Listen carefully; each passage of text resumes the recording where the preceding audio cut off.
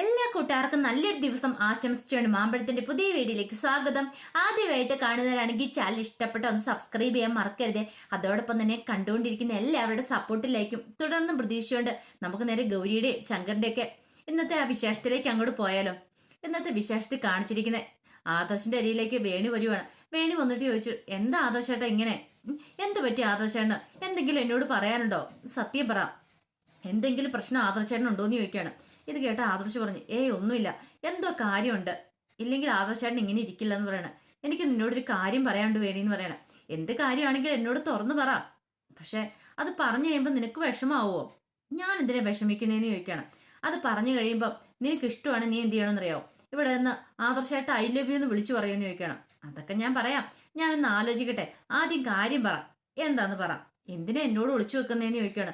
നമ്മൾ തമ്മിൽ അതിന്റെ ഒരു ആവശ്യമുണ്ടോ എന്ന് ചോദിക്കാം. അല്ല, എനിക്ക് പറയണമെന്നുണ്ട്, പക്ഷെ നിന്റെ റെസ്പോൺസ് എങ്ങനെയാണെന്ന് അറിയത്തില്ലാത്തതുകൊണ്ട് ഞാൻ പറയാത്തെ. ഇനി എനിക്കത് മറച്ചു വെക്കാൻ പറ്റില്ല എന്ന് പറയണം. ഈ ആദർശാന്റെ ഒരു കാര്യം അന്ന് പറയണം. അങ്ങനെ പറയാൻ പറഞ്ഞുകൊണ്ടിരിക്കുന്ന സമയത്ത് തന്നെ ആദർശ അന്ന് പറയാന്നും പറഞ്ഞ് പറയാൻ തുടങ്ങുക. പക്ഷെ ആദർശന് പറയാൻ പറ്റുന്നില്ല. എന്താ എന്താ പ്രശ്നമെന്ന് ചോദിക്കണം. എന്താ ആദർശന് പറയാൻ പറ്റാത്തെ? ഈ സമയത്താണ് ആ മലയുടെ മുകളിൽ നിന്ന് ആദർശായിട്ട് ഐ ലവ് യു എന്ന് കേൾക്കുന്നേ. വേണി ഞെട്ടി തിരിഞ്ഞു നോക്കുകയാണ്. വീണ്ടും വീണ്ടും ആദർശായിട്ട് ഐ ലവ് യു എന്നാ കേട്ടോണ്ടിരിക്കുന്നത്. രഞ്ജു വന്ന് കിടന്ന് അങ്ങനെ വിളിച്ചു പറഞ്ഞുകൊണ്ടിരിക്കുകയായിരുന്നു. ഇത് കേട്ടത് ആദർശ് ഒന്ന് ഞെട്ടി. ഇത് കൊള്ളാലോ, ഇപ്പം ആദർശായിട്ട് ഐ ലവ് യു എന്നല്ലേ ആ പെണ്ണ് വിളിച്ചു പറഞ്ഞുകൊണ്ടിരിക്കണെന്ന് ചോദിക്കുകയാണ്.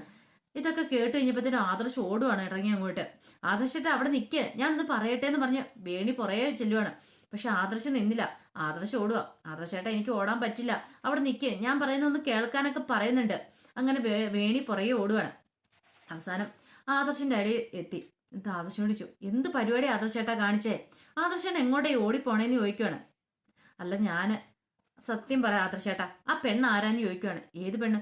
അല്ല, ഇപ്പൊ ഐ ലവ് യു എന്ന് വിളിച്ചു പറഞ്ഞേ, അത് കേട്ടിട്ടില്ലേ ആദർശേട്ടൻ അവിടെ നിന്ന് ഓടിയെന്ന് ചോദിക്കുകയാണ്. വേണി, ഞാനൊന്നും കേട്ടിട്ടില്ല എന്ന് പറയാ. എന്തോ കാര്യമുണ്ട്, സത്യം പറ, എന്താ ആ പെണ്ണുമായിട്ടുള്ള പ്രശ്നം? ആ പെണ്ണ് ആദർശന്റെ ആരാ? ആദർശൻ ആ പെണ്ണിനെ അറിയാലോ എന്നിങ്ങനെ നൂറ് ചോദ്യങ്ങളൊക്കെ ചോദിക്കുകയാണ്. പെട്ടെന്ന് ആദർശ് പറഞ്ഞു, എനിക്കറിയത്തില്ല അവൾ ആരാന്നുള്ളത്.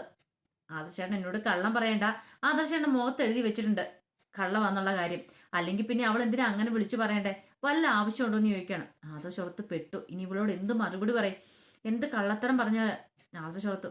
വേണി, ഒരു കാര്യം ഞാൻ പറയാം, അവൾ ആരാന്ന് എനിക്ക് അറിയില്ല. ഇനി അവിടെ വന്ന് അങ്ങനെ ഐ ലവ് യു ആദർശേട്ടാന്ന് വിളിച്ചു പറയുകയാണെങ്കിൽ ആദർശമായിട്ട് ഞാൻ മാത്രമല്ലോ, ഈ ലോകത്ത് വേറെ എത്ര ആദർശങ്ങളുണ്ട്. അപ്പൊ അവരോടായിക്കൂടുന്നില്ലല്ലോ. അവള് ചിലപ്പോൾ അവളുടെ കാമുകനെയോ അല്ലെങ്കിൽ വേറെ ഫ്രണ്ടിനെയോ ആരെങ്കിലും വിളിച്ചായിരിക്കും. കുറെ ആദർശില്ലേന്ന് ചോദിക്കുകയാണ്. പെട്ടെന്നാണ് വേണി അങ്ങനെ ഒരു കാര്യം ഓർത്ത്. ശരിയാ എന്റെ പൊന്നു വേണി, ഇത്ര കാര്യത്തിലൊക്കെ നീ ഇങ്ങനെ ടെൻഷൻ അടിച്ചാലോ, ഇങ്ങോട്ട് വന്നേന്ന് പറഞ്ഞുകൊണ്ട് നിന്റെ ആദർശം അങ്ങനെയൊക്കെ പോകുമോ എന്നൊക്കെ ചോദിച്ചോണ്ട് വേണിയെ ചേർത്ത് പിടിക്കുകയാണ്. അപ്പോഴാണ് പിന്നെ വേണിക്ക് ഒരു സമാധാനം ആയത്. വേണി ഇത്ര നേരം വെറുതെ സംശയിച്ചായിരുന്നു ആദർശിനെ. ഈ സമയത്ത് ആദർശേട്ട ഐ ലവ് യു എന്നുള്ളത് ധ്രുവൻ അവിടെ നിന്ന് കേട്ടായിരുന്നു. ധ്രുവൻ സഹിച്ചില്ല. ധ്രുവൻ, ദൈവമേ, എന്റെ രഞ്ജു ആണല്ലോ, എന്റെ ശിവാനിയാണല്ലോ അത്. ശിവാനി ഇപ്പൊ സ്നേഹിക്കാൻ തുടങ്ങിയ വേറെ ആരെയോ സ്നേഹിക്കാൻ തുടങ്ങിയിട്ടുണ്ട്. അതാണ് ആദർശായിട്ട് ഐ ലവ് യുന്ന്. അപ്പൊ ആദർശിനെയാണ് ഇവളിപ്പോ സ്നേഹിക്കുന്നേ. അത് കേട്ടെന്ന് ധ്രുവനിൽ ഒരു ഞെട്ടലുണ്ടാവാണ്. അപ്പൊ ധ്രുവന്റെ ശിവാനിയായിരുന്നത്. ധ്രുവനെ കുറെ കാലം സ്നേഹിച്ചുകൊണ്ടിരുന്ന ശിവാനി. ധ്രുവനെ അത് സഹിച്ചില്ല. ധ്രുവനാണ് എന്ത് ചെയ്യണമെന്ന് അറിയത്തില്ലായിരുന്നു. ഈ സമയത്ത് വേണിയും ആദർശം കൂടെ പോകുന്ന സമയത്ത് ആ പുറകെ തന്നെ രഞ്ജു വരുന്നുണ്ടായിരുന്നു. രഞ്ജു വന്നിട്ട്, കൊള്ളാം, ഇപ്പൊ ആദ്യത്തെ ഡോസ് തന്നെ കൊടുത്തിട്ടുണ്ട്, ഇനി പതുക്കെ ബാക്കി ഡോസും കൂടെ ഞാൻ കൊടുക്കാം എന്നോർത്തിട്ട് പുറകെ നിൽക്കുകയാണ്. അങ്ങനെ രഞ്ജു അങ്ങോട്ട് പോവാണ്. ഈ സമയത്ത് ധ്രുവൻ രഞ്ജുവിന്റെ പുറകെ ഓടി വരുവാണ്. അഫ്സലും ഷാനും പുറകെ വന്ന് പിടിക്കുക.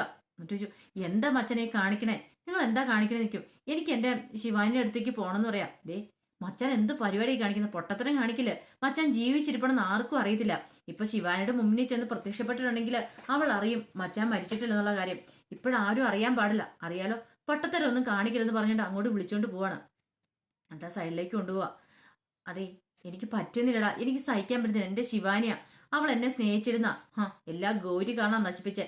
അവൾ ആ വീഡിയോസ് ഒക്കെ എന്റെ അടുത്ത് സോഷ്യൽ മീഡിയാസിന് ഇട്ടില്ലായിരുന്നെങ്കിൽ എന്നെ അവൾ ഒരിക്കലും വെറുക്കില്ലായിരുന്നു. അത് കാരണം അവള് ഒറ്റയെഴുത്തി കാരണം ഇപ്പോഴവള് മാത്രല്ല എന്റെ ശത്രു, ആദർശ്. ഇപ്പൊ ആദർശിനെ അവള് സ്നേഹിക്കാൻ തുടങ്ങിയിട്ടുണ്ട്. അത് മച്ചാൻ മരിച്ചെന്ന് കരുതിയിട്ടായിരിക്കും. മച്ചാനുള്ള ദേഷ്യം കൊണ്ടല്ലേ അവള് ജീവിതത്തിൽ നിന്ന് പോയത്. അതൊക്കെ ശരി തന്നെയാ. പക്ഷെ ഒരിക്കൽ പോലും ഞാൻ അവളെ മനഃപൂർവ്വം വേദനിപ്പിച്ചിട്ടില്ലടാ. എനിക്ക് എന്റെ ശിവാനിനെ വേണം, എനിക്ക് എന്റെ ശിവാനി ഇല്ലാതെ ജീവിക്കാൻ പറ്റില്ലെന്ന് പറയാണ്. സമാധാനപ്പെടും മച്ചാനെ, എല്ലാത്തിനും നമുക്കൊരു വഴി ഉണ്ടാക്കാന്ന് പറഞ്ഞ് അവനെ സമാധാനിപ്പിക്കുകയാണ് ഷാനും അഫ്സലും കൂടെ കൂടിയിട്ട്. ഈ സമയത്ത് മഹാദേവന്റെ അടുത്തേക്ക് തങ്കച്ചു വരുന്നുണ്ട്. തങ്കച്ചു വന്നു കഴിഞ്ഞപ്പത്തിന് മഹാദേവൻ ചോദിച്ചു, അല്ല കാര്യങ്ങളൊക്കെ നീ കനകയോട് അവതരിപ്പിച്ചോ എന്ന് ചോദിക്കുകയാണ്. കനകയോടല്ല, സോറി, കമലയോട്. ഇത് കേട്ട് കഴിഞ്ഞപ്പോൾ തന്നെ തങ്കച്ചു അതങ്ങനെ പെട്ടെന്ന് അവതരിപ്പിക്കാൻ പറ്റുമോ? ഞാൻ എന്താണെന്ന് പറഞ്ഞ് അവളോട് പോയി പറയണേന്ന് ചോദിക്കുകയാണ്. ഈ കാര്യങ്ങളൊക്കെ അറിഞ്ഞു കഴിഞ്ഞിട്ടുണ്ടെങ്കിൽ അവൾ ഒരു കാരണവശാലും സമ്മതിക്കില്ല എന്ന് പറയാം. മഹാദേവൻ പറഞ്ഞു, പെട്ടെന്നൊരു നിമിഷം അവൻ സമ്മതിക്കത്തില്ലായിരിക്കും അവള്. കാരണം ശേഖരനെ കൊണ്ട് വേറൊരു കല്യാണം കഴിപ്പിക്കാന്ന് പറഞ്ഞിട്ടുണ്ടെങ്കിൽ അത് അവൾക്ക് സഹിക്കാൻ പറ്റുന്ന കാര്യമല്ല.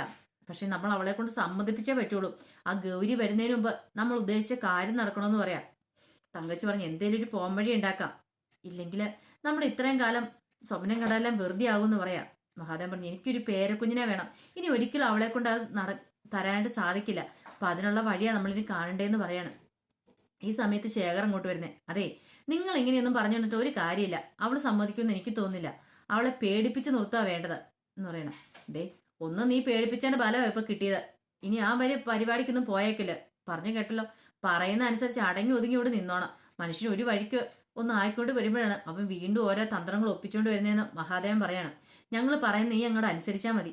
അല്ലച്ചാ, ഇപ്പൊ എന്ത് ചെയ്യാനാ പ്ലാൻ എന്ന് ചോദിക്കുകയാണ്. എടാ, അവളെ അങ്ങനെ പേടിപ്പിക്കാൻ പറ്റുമോ?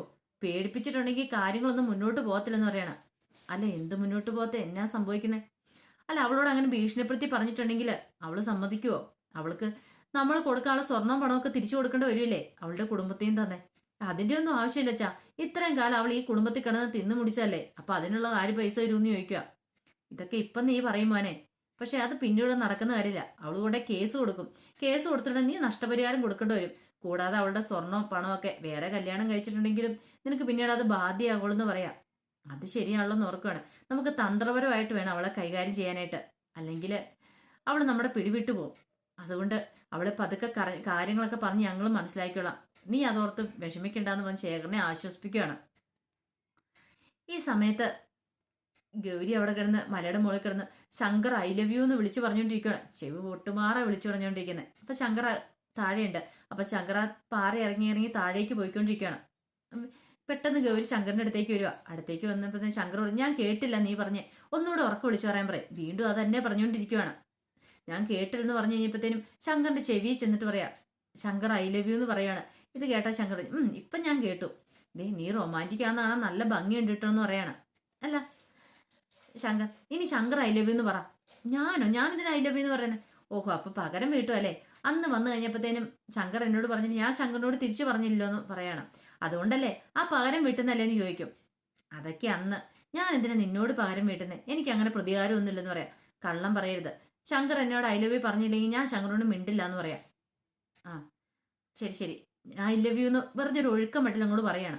ഇതെന്ത് പറച്ചാലേ ഇങ്ങനെയല്ല, നല്ല സൗണ്ടിൽ പറ, എനിക്ക് കേൾക്കണമെന്ന് പറയാം. സൗണ്ടിലോ?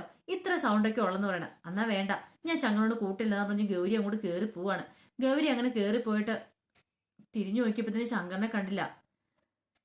ശങ്കർ എന്തിയെന്ന് വെച്ചാൽ ഗൗരി താഴേക്ക് അന്വേഷിച്ചപ്പോൾ അവിടെ ഒന്നും കാണുന്നില്ല. ഒരു നിമിഷം ശങ്കറിനെ കാണാൻ ഞെട്ടിത്തരിച്ചിരിക്കുക ഗൗരി. ഇപ്പൊ ശങ്കർ പാറക്കെട്ടിന്ന് താഴേക്ക് പോയെന്നറിയില്ല. അതിന്റെ വിശേഷങ്ങളൊക്കെ നമ്മൾ കണ്ടേന്ന് പറഞ്ഞിട്ടുണ്ടെങ്കിൽ അപ്പൊ ശങ്കറിന് എന്ത് സംഭവിച്ചെന്ന് അറിയണ്ടേ. ഇതിന്റെ ബാക്കി വിശേഷങ്ങളുമായിട്ട് വൈകുന്നേരത്തെ പ്രമോയി ഞാൻ വരാട്ടോ. ഒരിക്കൽ കൂടി എല്ലാവർക്കും നല്ലൊരു ദിവസം ആശംസിച്ചുകൊണ്ട് നിർത്തുന്നു. നന്ദി.